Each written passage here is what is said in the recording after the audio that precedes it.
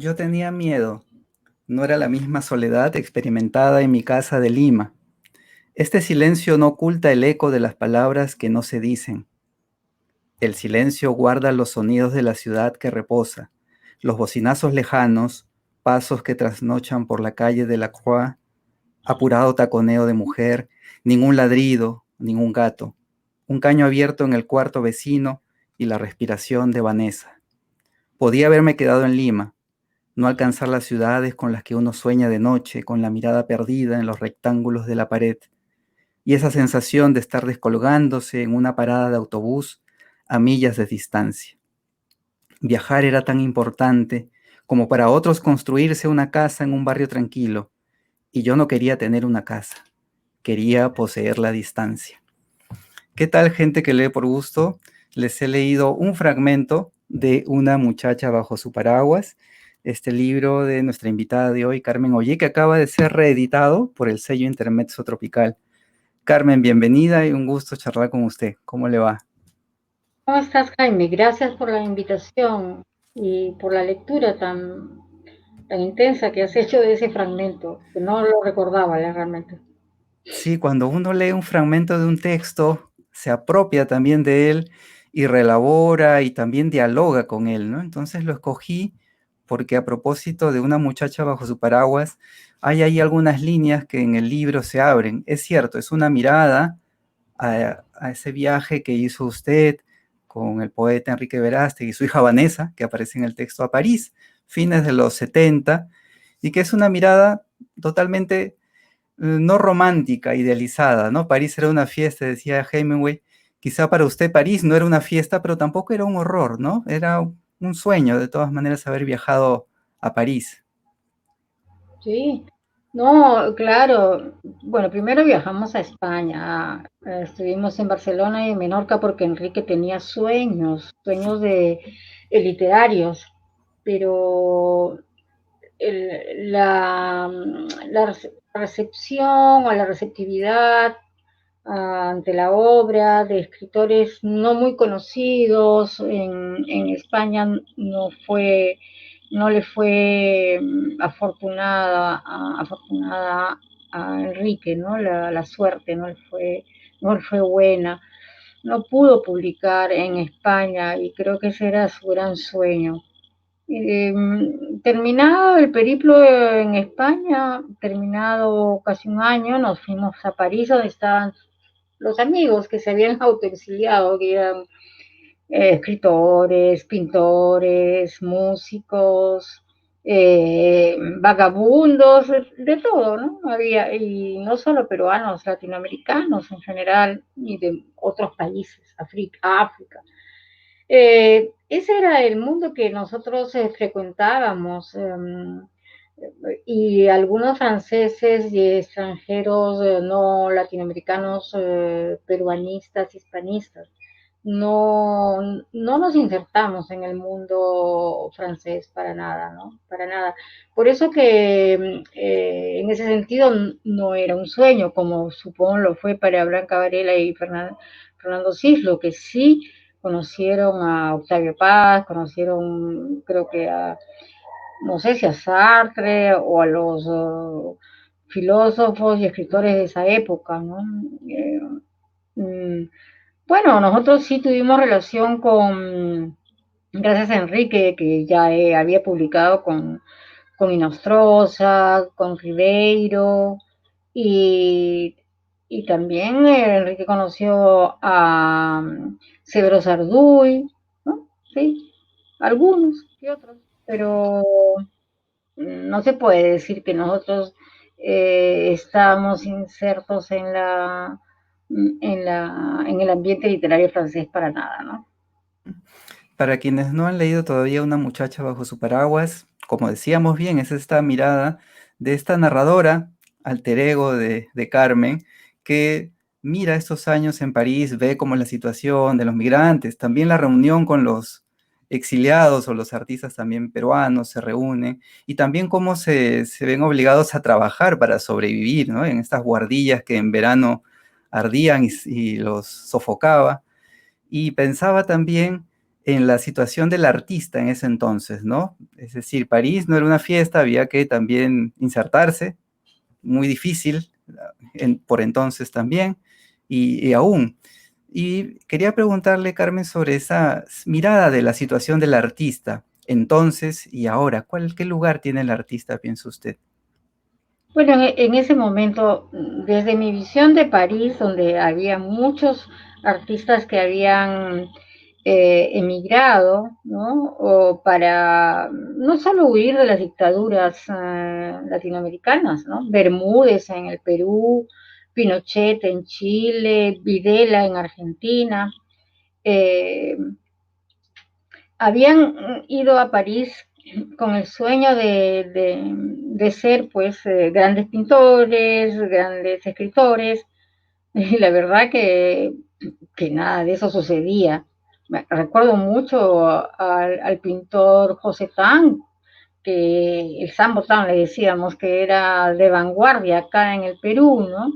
Y allá así hacía sus vernissages todo el tiempo, sus exposiciones en la casa de su novia, que era una aristócrata francesa, casi una aristócrata francesa, Brigitte salió, pero ponía sus cuadros para que nosotros los admiráramos, pero lo que hacíamos todo el grupo era bailar, tomar, beber, reír sin nadie mirar sus cuadros. El que tenía más trabajo artístico, porque el Zambotán era también bien bohemio, ¿no? Y bien mujeriego, era Leoncio Villanueva, él sí. Michel Grau también estaba en una de las guardillas, todos estaban en guardillas y nos juntábamos no solamente con escritores, pintores, músicos, sino también con obreros africanos, obreros de Centroamérica, caribeños, ¿no? Había una chica de Guadalupe, como lo digo ahí, que era cabaretera y todos trabajaban en limpieza, en ferias.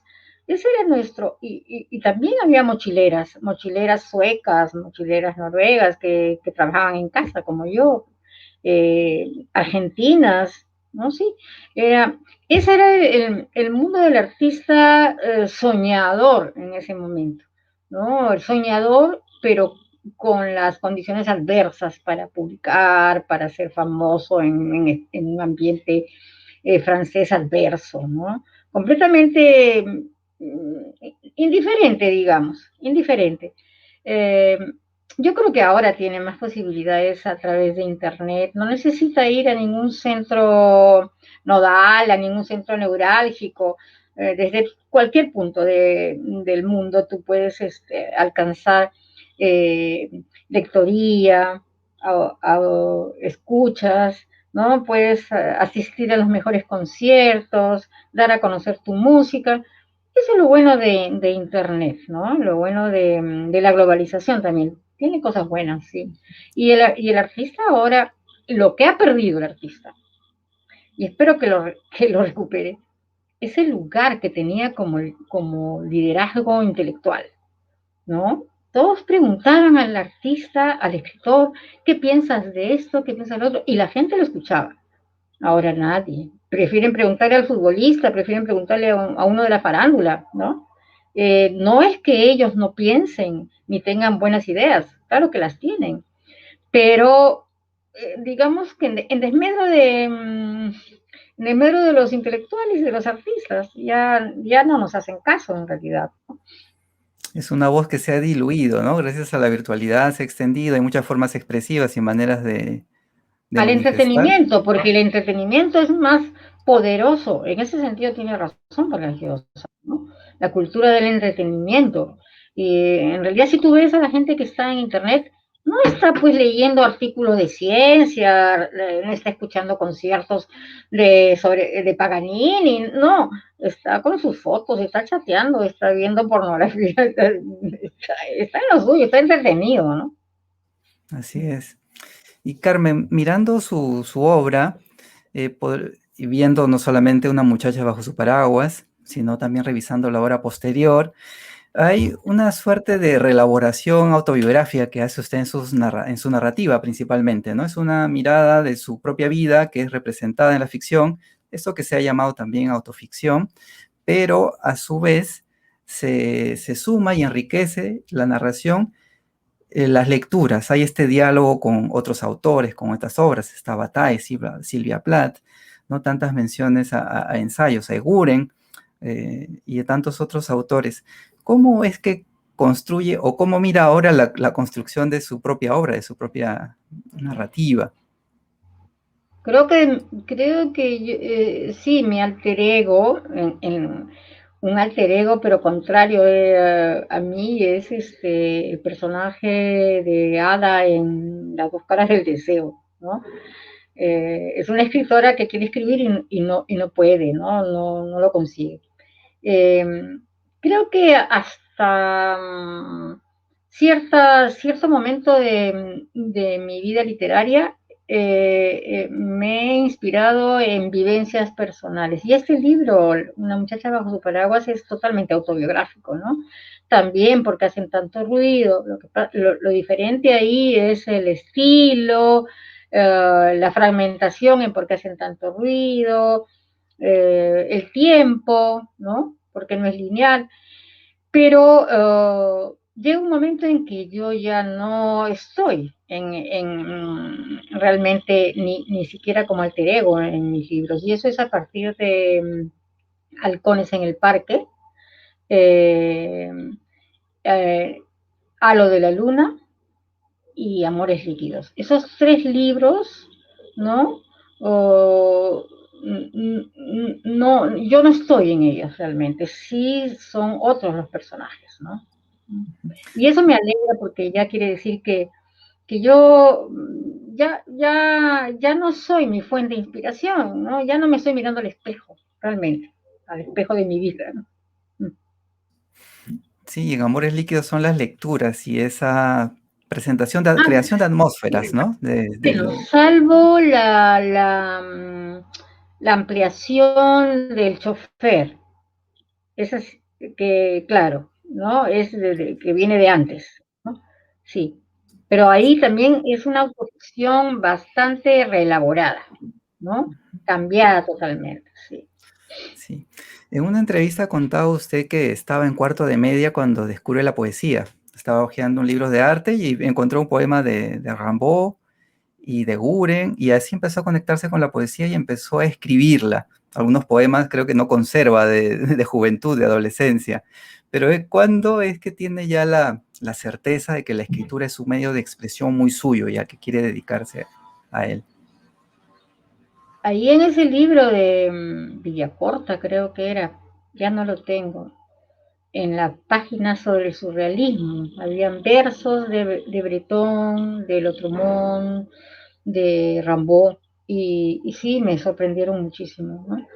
Luego seguí la poesía me ha encantado siempre, también la narrativa, el ensayo.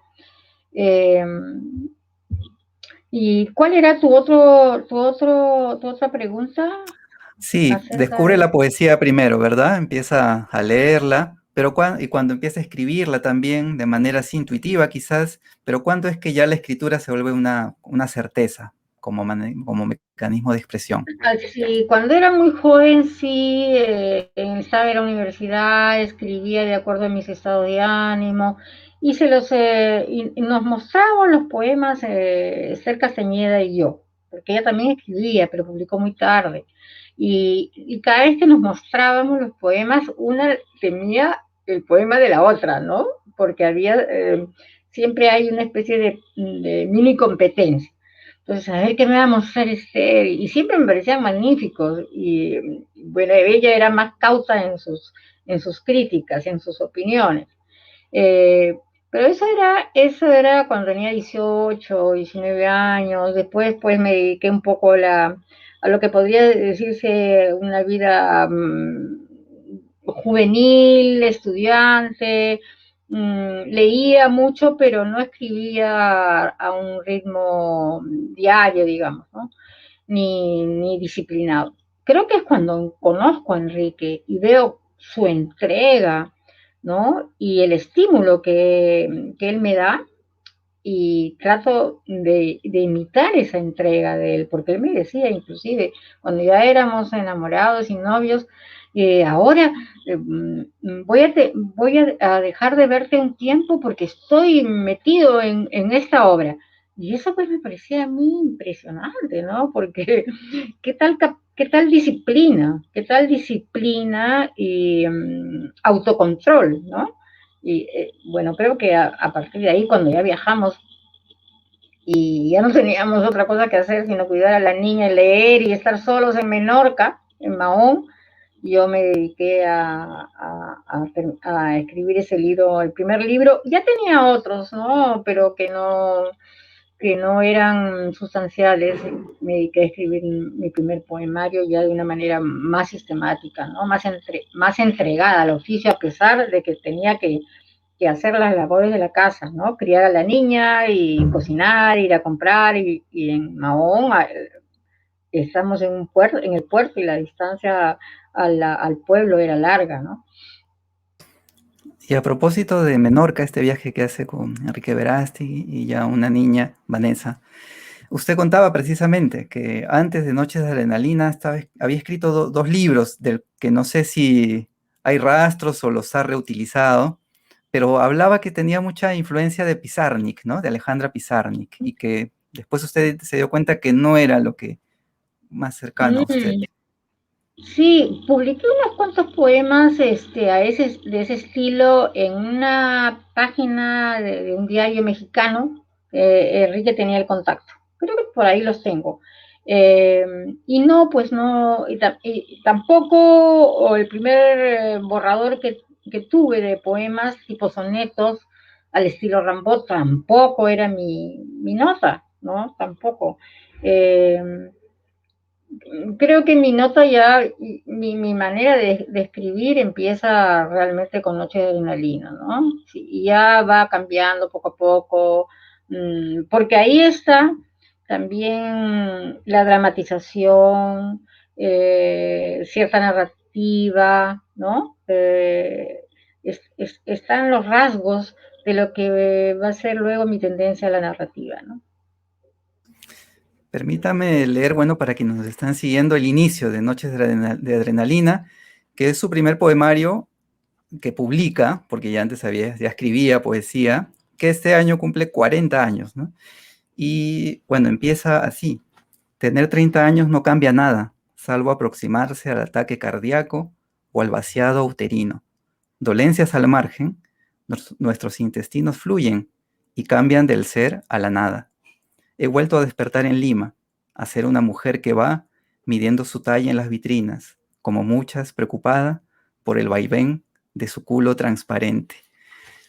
Comentaba justo 40 años de este poemario que sigue leyéndose con esa frescura, pero sigue también, ¿no?, diciéndonos algo. No solamente a las lectoras o a las poetas, como en su momento se decía. Eh, en una crítica, cuando apareció Noches de la Adrenalina, se hablaba de esta, se dice, de una manera implacable de buscar la liberación femenina, de una manera de alejarse de los estereotipos femeninos, ¿no?, inculcados en la infancia. Es cierto, ha pasado el tiempo, algunos estereotipos quizás se han ido atenuando, ¿no? Todavía no es que haya cambiado, pero ¿qué mirada tiene usted de Noches de Adrenalina justo 40 años después? Bueno, recuerdo cuando lo publiqué, cómo fue en realidad mi primera entrega, pero una entrega literaria, pero también una entrega espiritual, ¿no? Porque yo no quise presentar el libro porque pensé que tú lo presentas a tu hijo, pues, ¿no? Bueno, antes lo presentaban en sociedad a los 15 años, pero eso ya pasó. Tú no presentas lo que más te ha costado hacer, no lo presentas así tan fácilmente, demoras en hacerlo, ¿no? Y yo le dije a Luis Fernando Vidal en el 81, no quiero presentación, ¿no?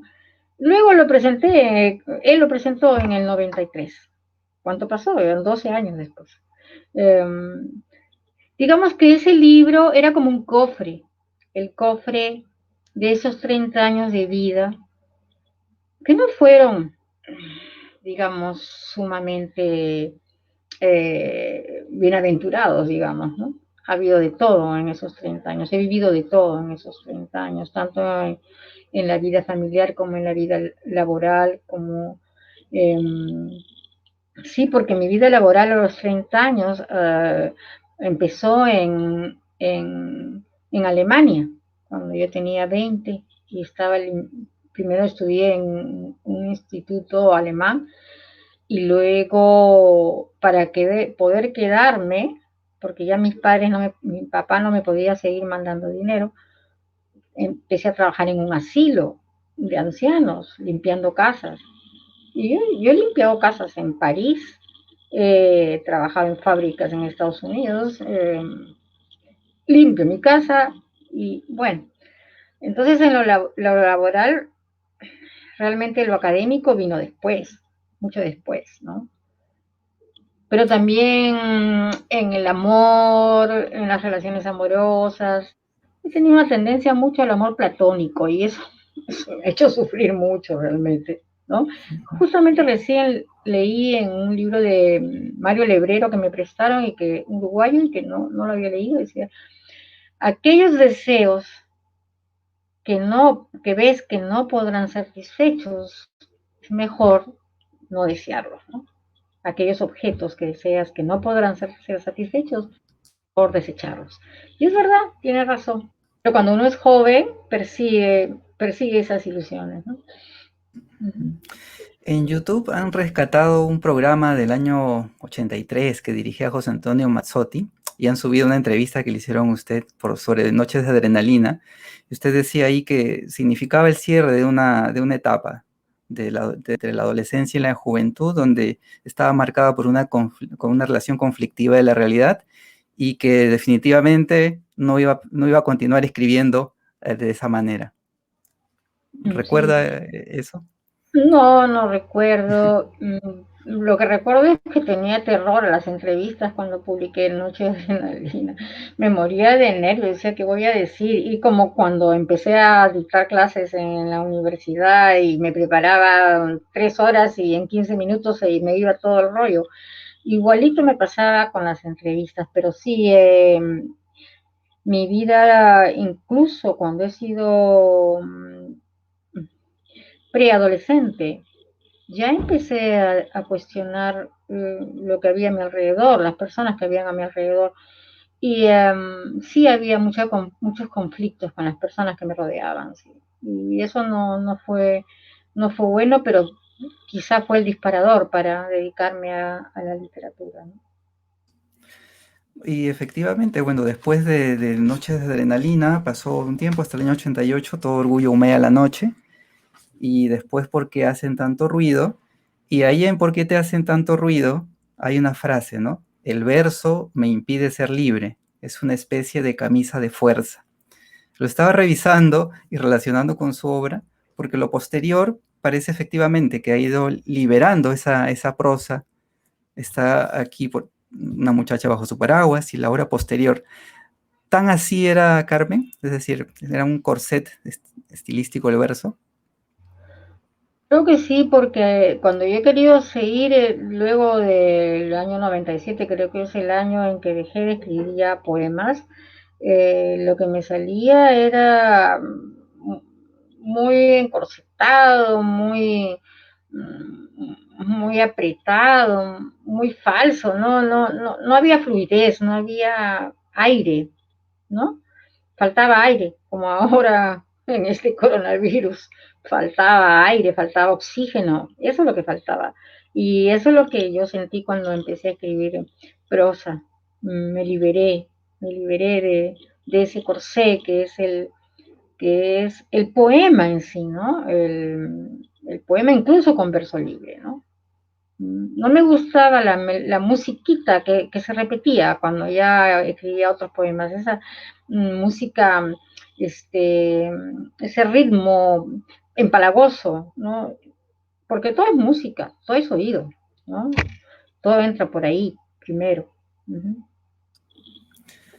Y andando el tiempo y también ya dictando talleres literarios, ¿cuál es el valor más importante que debe tener una obra? ¿La originalidad, acaso? Eso no se sabe, porque la originalidad. eh, Creo que en el siglo XV alguien decía que la obra tenía que tener tres valores, ¿no? Eh, Enseñar, entretener, emocionar, ¿no? Vamos a ver si esas tres juntas van en una obra. Eh, Eso por un lado. Pero por otro lado, Rapón también habla de que hay varios maestros, ¿no? Los innovadores, los epígonos, los que siguen a los maestros, y generalmente dice que los maestros innovadores no son los que dan la nota, ¿no? Sino los que superan a esos maestros innovadores, ¿no? Por ejemplo, Joyce es el innovador, pero cuántos escritores que ahora escriben y pueden llegar más al lector que el mismo Joyce con Ulises, ¿no?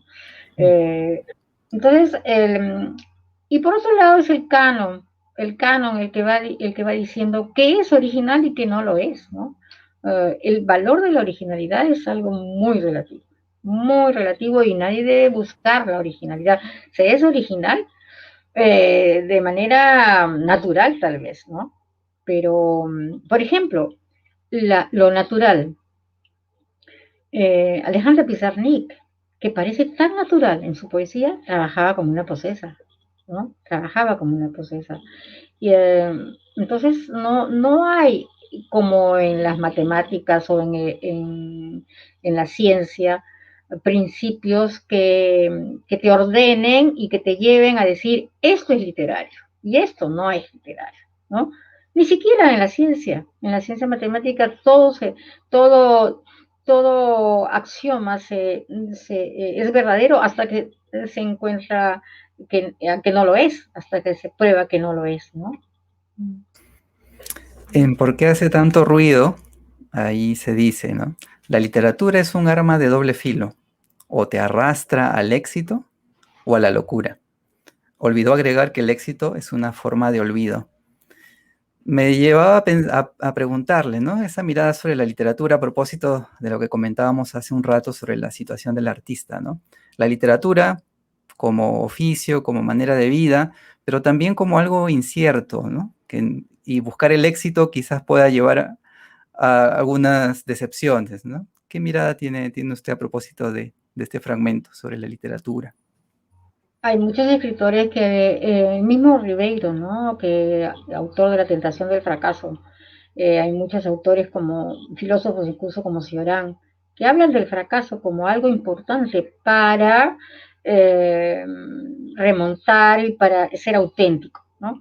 Desgraciadamente, en mis talleres me doy cuenta que la mayoría que se inscribe en los talleres, no la mayoría, pero un buen porcentaje, piensa en el éxito como escritor, pero piensa de antemano, ¿no? Y luego abandonan el taller porque se dan cuenta que eso es un trabajo muy grande, ¿no? La escritura, desgraciadamente, es muy exigente, es muy exigente. Y yo creo que habrá nuevas maneras de alcanzar el arte o una obra artística con la tecnología. Por ejemplo, yo veo que mi nieto pone un teclado, ¿no? Un teclado en la laptop o en la computadora y empieza a componer música. Y yo que estudié piano, es que nunca fui una gran concertista, pero llegué a tocar algo, digo, pero qué rápido ahora puede, ¿no? Con la tecnología llegar a componer, ¿no? Bueno, con sintetizadores. Tengo otro sobrino en Estados Unidos, Álvaro Oye, que su nombre es Alcin, y que con sintetizadores, música, componen y componen cosas maravillosas. Y mi nieto ya está componiendo. Yo le digo, ¿de dónde estás copiando eso? No, no estoy copiando.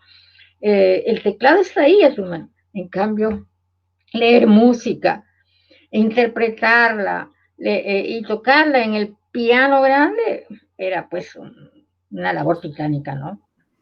Y Y eso, la, ¿ah? No, y la escritura sigue teniendo, bueno, el teclado puede tener en la computadora, pero igual sigue siendo un proceso lento, de que requiere otra dinámica, ¿no? La escritura también puede utilizar la tecnología y puede reciclar e incluso copiar sin plagiar, ¿no? Hay maneras, pues, para, para como fusionar textos, ¿no? Y hacer otras cosas. Yo creo que la tecnología va a cambiar, de hecho, la manera de hacer arte, ¿no? La imagen del pintor japonés oriental que está horas de horas, ¿no? O el escultor dándole forma. No sé, ahora con nuevas tecnologías eh, todo ha de cambiar. Yo pienso que no se puede uno oponer a ese cambio, ¿no? No sé si para bien o para mal, pero cambio hay. Ujú. Carmen, permítame pasar a otro momento de la conversación, quizás un poco más ligero, pero siempre relacionado con los libros. Es, por ejemplo, conocer con su relación con la lectura. Por ejemplo, en su biblioteca, ¿qué género es el que más predomina? Eh, ok, la biblioteca que no está afuera, sino que en mi casa, aquí en mi cuarto, están los poemas griegos, latinos, arcaicos, obras de misterio, de terror, las novelas rusas, sobre todo, las novelas norteamericanas como John Fante, Walter Mosley, ensayos científicos, ensayos literarios, como este de Praga en tiempos de Kafka o el ocaso de la aristocracia rusa, eh, manuales para los talleres literarios también, ¿no? Manuales que he conseguido de Vilar Díaz, el arequipeño, ¿no? Que hace compilaciones buenas también este de este el, casa la casa ¿La casa La del casa de la cuento, de la noche novela? de Roberto Reyes, y Ujú. son compilaciones maravillosas que me sirven a mí muchísimo. Bueno, mis libros, que tengo un montón de ediciones que no regalo, que no, biografías de Chekhov, sí, y eso, estoy ocupada. Uy, bueno, este Estefano, el nieto de quien estábamos conversando hace un Hambre, momento. estoy con hambre. Carmen, y cuando usted lee, subraya con lápiz, hace anotaciones, coloca posits, ¿cómo lee? Eso lo hacía Enrique y tengo varios libros de él, todos subrayados de colores y con anotaciones. Yo me acuerdo que tengo uno, es un poco íntimo, ¿no? Un libro que yo puse, mm, que algo me encantó ese libro, lo compré tal, y pongo Carmen Oye, y abajo pone Enrique Verástegui, y pone, no sé si puedo decirlo, Sí, adelante. tu monta, ¿no? Una cosa así. Y ahí lo tengo. Y yo solamente si a veces encuentro una frase, algo que me sirve para mis talleres, sí, subrayo. Pero a veces no tengo un lápiz ahí y me olvido, ¿no? Yo sí lo hacía, pero cuando he tratado de releer libros subrayados, no me gustan, no me gustan. Porque lo que encontraba subrayado antes me parecía banal, ¿no? ¿Algún clásico literario que no haya podido terminar de leer? Hoy sí, Proust, en busca del tiempo perdido, ¿no? Tampoco Ulises, no, solo partes, sí. Y el clásico bueno, no puede ser clásico también, ¿no? La Habana para un Para triste, un ¿cómo? infante difunto, Para ¿no? un infante. Uy, no, eso me cansó, me agotó. Yo digo, ¿por qué no lo hizo más corto, no? En todo caso, acabo de leer El Domingo de la Revolución de Wendy Ramos, creo que es, Wendy Guerra, A ¿no? Wendy Guerra, cubana. La que, bueno, sí me gustó. De Padura me gustó El hombre que amaba los perros, ¿no? Sobre el asesino de Trost. Pero después sus otras novelas policiales no me interesan tanto, ¿no? Ujú. Vamos a brincar para que Estefano no espere mucho y le voy a pedir finalmente que comente 5 libros favoritos que sean muy importantes, que usted considere significativos y que pueda hablar brevemente de cada uno. Dama de San Petersburgo me encantó, de Nina Berberova. Son 3 relatos sobre mujeres que huyen durante la Revolución de Octubre, ¿no? Son aristócratas o nobles o han tenido comunidades y van siguiendo una ruta para liberarse de la persecución de los bolcheviques y llegan a pueblitos, a pueblos campesinos que las reconocen como nobles y ahí se enfrentan con la verdad, ¿no? Que son indeseables, ¿no? Y tienen un final trágico. Ese libro me gustó mucho. Después de Irene Nemirovsky, El vino de la soledad, también cómo ella huye, cómo su familia huye de Rusia, ¿no? A través de Dinamarca, me parece, o de Finlandia, y es un adolescente antes de llegar a París, y ahí conoce su primera relación amorosa. Luego llega a París, es una biografía novelada que me parece interesantísima. Nieve en agosto, también de Irene Nemirovsky, es también sobre el tema de la Revolución Rusa, cuando los bolcheviques llegan a las casas de los nobles y los criados incluso se vuelven contra los mismos nobles y los atacan, ¿no? Ese también me gusta mucho. Los cuentos, todos los cuentos de Chekhov, que yo siempre los doy a leer en La Dama del Perrito, ¿no? Y los estudios que, por los personajes, por la intriga, y los cuentos, situación de Chekhov me gustan porque, como dice un crítico español, empiezan con un problema y terminan antes de resolverse el problema, en el momento más álgido, ¿no? Esos son cuentos situación, no son cuentos argumentos. De Chekhov, por ejemplo, un cuento situación que es una escena, es el gordo y el flaco, ¿no?